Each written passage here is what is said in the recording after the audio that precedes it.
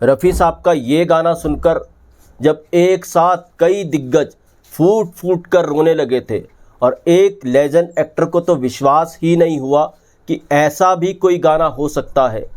कौन सा ये चमत्कारिक गाना था, आज इस पर बात करेंगे और वाकई ये चमत्कारिक गाना है। तो कौन सा था गाना, ये मैं आज आपको बताऊंगा। क्या था पूरा किस्सा, ये मैं आज आपको बताऊंगा। दोस्तों, चैनल पर नए तो चैनल को सब्सक्राइब कर लीजिएगा, बेल आइकन भी प्रेस कर लीजिएगा ताकि नोटिफिकेशन आप तक पहुंचती रहे। नमस्कार, मैं महेश कोहली बॉलीवुड संगीत के सफर से।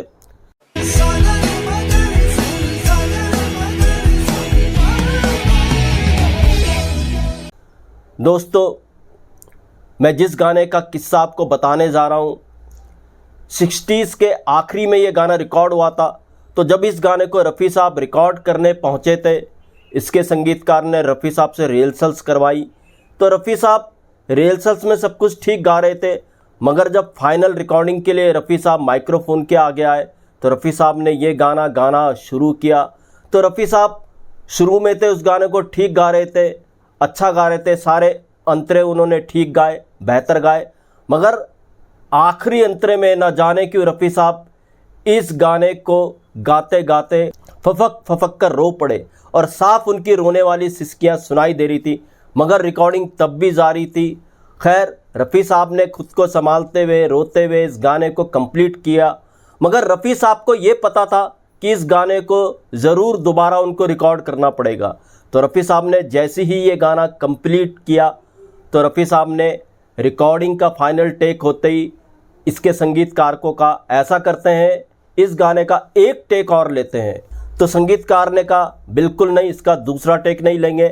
आपने जो वो सिसकियाँ ली है रोने वाली, वो बिल्कुल इस गाने को जैसे सिसकियाँ चाहिए थी वही आपने ली हैं और ऐसा लग रहा है सब कुछ नेचुरल इस गाने में हो रहा है।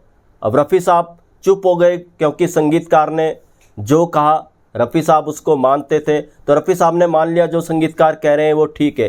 तो खैर, इन संगीतकार की रफ़ी साहब से पूछने की तो हिम्मत नहीं हुई कि क्यों वो इस लाइन को गाते हुए रो पड़े। तो उन्होंने रफ़ी साहब के जो साले भाई थे, उनके जो मैनेजर भी थे, संगीतकार ने उनके साले भाई को पूछा कि रफ़ी साहब आज रो क्यों पड़े ये गाना गाते गाते। तो उनके साले भाई ने बताया, कुछ वक्त पहले, कुछ हफ्ते पहले इनकी बिटिया की सगाई हुई, मंगनी हुई, तो शायद वहाँ तो इन्होंने खुद को संभाल के रखा, मगर ये गाना गाते गाते वो खुद को नहीं रोक पाए। तो खैर, इस गाने की रिकॉर्डिंग सब कुछ कंप्लीट हो गई, अच्छे से ये गाना कंप्लीट हो गया, मगर किस्सा और आगे बाकी है। कैसा ये गाना सब पर छा गया और क्यों सब फूट फूट कर रोने लगे। तो खैर, जब इस गाने की रिकॉर्डिंग हो गई, एक हफ्ते बाद ये संगीतकार एक बहुत बड़े गीतकार, उनकी बेटी की शादी में गए दिल्ली, और ये बड़े गीतकार थे राजेंद्र कृष्ण साहब। तो राजेंद्र कृष्ण साहब की बिटिया की शादी थी, दिल्ली में ये शादी अरेंज की गई थी। तो इसमें जब संगीतकार शादी में हिस्सा लेने के लिए पहुंचे, समारोह में पहुंचे, तो वहां पर और भी कई दिग्गज मौजूद थे।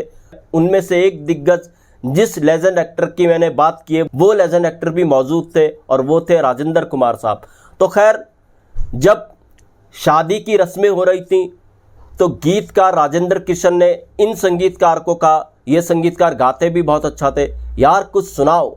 तो इस संगीतकार ने कहा, अभी मैं कुछ नहीं सुनाऊंगा, जब बिटिया की विदाई होगी तब मैं कुछ सुनाऊंगा, और आप ऐसा करना, जब बिटिया की विदाई होगी तो कार के आगे खड़े हो जाना, जिस कार से बिटिया की विदाई होगी वहीं पर मैं ये गाना गाऊंगा।